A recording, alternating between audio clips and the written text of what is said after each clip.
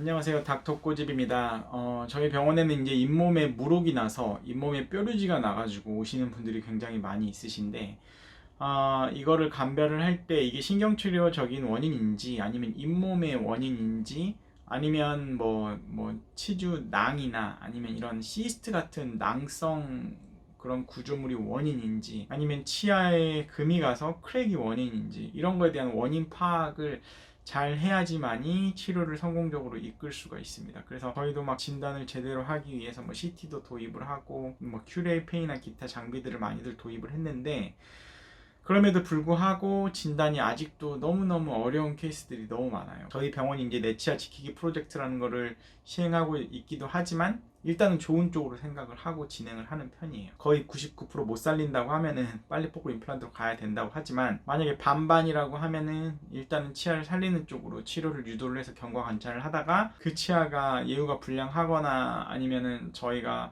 좋게 생각했던 그 부분이 아니고 다른 실패의 원인이 안 좋은 쪽이 판단이 되면 그때 가서 이제 임플란트를 하는 편이고, 제가 가끔씩은 정말 이 치아는 좀 안 될 것 같은데 라고 했던 케이스들도 실제로 많이들 회복이 돼서 치료를 성공한 케이스도 있기 때문에 이 환자분 같은 경우에도 조금 처음에는 반신반의하면서 치료를 진행을 했는데 아직까지는 잘 쓰고 있으신 케이스입니다. 그래서 좀 그런 잇몸 부록 아니면 잇몸 뭔가 뾰루지 같은 게 나신 분들 같은 경우에는 이 케이스를 보시면 좀 도움이 되실 것 같습니다. 집중해 주세요. 네, 10년 전쯤에 신경치료를 받은 치아에 염증이 자꾸 재발해요. 많이 아프진 않은데 잇몸에 자꾸 물혹 같은 게 생겨요. 이거 어떻게 해야 되죠?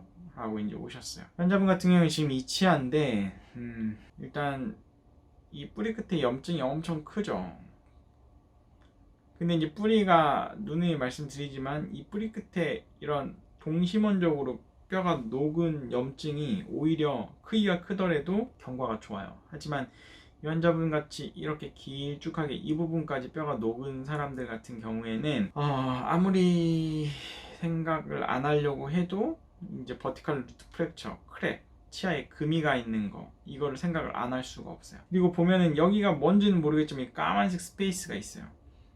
이게 바로 이제 MB2 이런 신경관이거든요. 그래서 많은 치과사들이 이쪽에 보통 3개의 신경치료만 진행을 하는데, 실제로 이 앞쪽 치아 MB 루트에는 MB2라는 또 하나의 신경관이 많이들 있기 때문에 이거를 찾아주는 노력을 하는 게 굉장히 중요합니다. 그래서 어쨌든 미세 현미경을 이용해서 재신경치료를 진행을 했고, 워낙 어린 시절에 받아서 그런지 몰라도 신경관 자체가 좀 큰 편이었어요. 큰 편. 그리고 여기가 이제 저희가 이제 말하는 소위 말하는 MB 캐널이고, 여기가 DB 캐널이고 팔라탈 캐널이에요. 이게 입천장 뿌리에 있는 신경관이고, 이게 볼 쪽에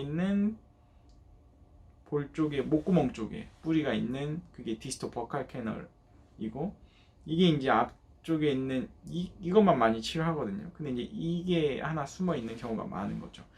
왜 그러냐면 입천장 쪽 뿌리 같은 경우에는 치근단 면을 이렇게 섹션을 잘라서 보면 CT를 보더라도 이게 약간 동심원적이에요. 그렇기 때문에 신경관이 센터에 이렇게 있는 거고, 디스토 버칼 루트도 마찬가지로 약간 이렇게 동심원적이고 이렇게 있는 거예요. 하지만 메지오 버칼 루트 같은 경우에는 이거를 섹션을 해보면 약간 길쭉하다고요. 이렇게 길쭉하기 때문에 여기 신경관을 이렇게 찾는다고 해도 여기 신경관이 하나가 숨어 있는 거예요. 그래서 이거를 찾는 게 굉장히 신경치료의 성공 여부를 많이 결정을 한다. 거의 90% 이상까지 보고가 되고 있으니까 웬만하면 거의 있다고 보는 거고, 항상 찾으려고 노력을 해야 된다 라고 알고 계시면 되고, 여기 보시면 처음에 엑스레이 볼 때 여기 스페이스 같은 검은색 스페이스가 없어졌죠. 그게 이제 신경관이었던 거죠. 그래서 이제 이런 무릎같이 나왔던 이 동그라미가 이제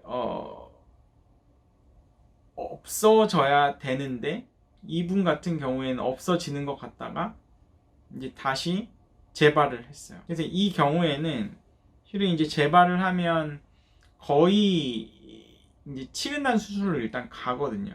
왜냐면 우리가 해결하지 못하는 또 다른 신경관의 해부학적인 복잡한 구조가 있을 수도 있고, 처음에 이 치아는 크랙, 치근 수직 파절을 의심을 했었기 때문에 그거를 확인하기 위해서 이제 들어가야 되는 거예요. 하지만 이 환자분 같은 경우는 가끔씩은, 아주 가끔씩은 이런 원인이 아니고 그냥 이 바깥쪽에 이미 있는 뭔가 이 염증이 너무 크기 때문에 여기에 있는 세균수가 너무 많아서 우리 몸의 면역력에서 해결이 안 되는 경우는 이게 수술적으로 제거를 하고 재발이 안 되는 경우도 있기 때문에 이 환자분은 일단은 그 염증 치근단 수술로 바로 안 가고 일단 염증을 긁어내는 경과 관찰을 하고 난 다음에 일단은 좀 몇 달간 임시치아 씌운 상태에서 재발을 하면 그때 수술로 가자 하고 이제 경과 관찰을 하는 중이었는데 이제 뭐 염증이 재발이 안 되고 심지어 여기에 이제 뼈가 생기기 시작하는 게 관찰이 되는 거죠. 그래서 이제 환자분께 말씀을 드리고 나중에 이제 이게 기능을 하기 시작하면서 다시 염증이 재발이 되면 그때는 크랙이기 때문에 루트 리젝션을 하든지 아니면 임플란트로 갈 수밖에 없다는 걸 설명드리고 일단 크라운으로 가기로 했고 요새는 이제 이런 어금니의 교합을 갖다 제대로 파악을 하기 위해서 한마디로 디지털 기술들이 많이 발전을 했어요. 그래서 먼저 환자분의 구강 내에서 그리고 이제 교합이나 이런 거를 갖다가 다 디자인을 할 수가 있는 거죠. 특히 이제 앞니 심미 치료를 할지 어금니 구치의 교합 구치부의 이제 교합 같은 거, 그러니까 민감하신 분들 같은 경우에는 훨씬 정교하게 할 수가 있다. 그래서 이제 임시치아 같은 경우에도 이런 식으로 조금 뭐 예쁘게 환자가 불편하지 않게 최대한 만들어 드렸던 거고, 최종 보철물은 지르코니아인데 또 지르코니아가 가끔씩 이제 교합면이 너무 이제 평평하면 자연치아에 그런 것들이 이제 형성이 안 되면 음식물도 잘 안 씹히고 환자분들이 불편해 하시는데, 이 환자분은 조금 이제 밝은 치아를 원하셨고 교합면도 잘 형성되기를 바라셨어요. 그래서 이제 이런 식으로 최종 보철물을 만들어 드려서 경과 관찰을 해드린 케이스입니다. 그래서 이제 잇몸 물혹이 이제 확실히 소실된 거가 관찰이 됐고, 치료 전과 치료 후 사진을 보면 확실히 여기에 있는 MB2라는 신경관이 찾아졌고 이쪽도 뼈가 많이 생긴 거를 관찰을 할 수가 있죠. 그래서 이제 이렇게 뼈가 생기는 걸 관찰을 해야 조금 안심을 할 수 있는 거예요. 근데 이런 경과 관찰에 대해서 얼마나 많이들 중요하게 생각하고 있는지는 저도 잘 모르겠고, 저는 개인적으로 환자들 중에서는 가끔씩 뼈가 생긴다고요? 없는 뼈가 뼈 이식도 안 했는데 어떻게 생기죠? 라고 이제 깜짝 놀라시는 분들이 있으신데, 그거는 치과사가 뭐 뼈 이식을 해서 뼈를 만들기 위해서 뭐 유도를 하는 임플란트 술식술기 하는 치조골 이식이라는 것도 있지만, 이런 식으로 원인을 치료를 해놓으면 뼈가 자동적으로 생기는 그런 힐링 양상도 있기 때문에 환자분들이 뭔가 주치의를 믿고 맡기시고 경과 관찰을 제때제때 오셔서 엑스레이로 팔로우업을 하시면 가장 좋을 것 같습니다. 이 영상이 도움이 되셨다고 하시면 닥터꼬집 치과 DM 좋아요 구독 꼭 요청드립니다. 감사합니다.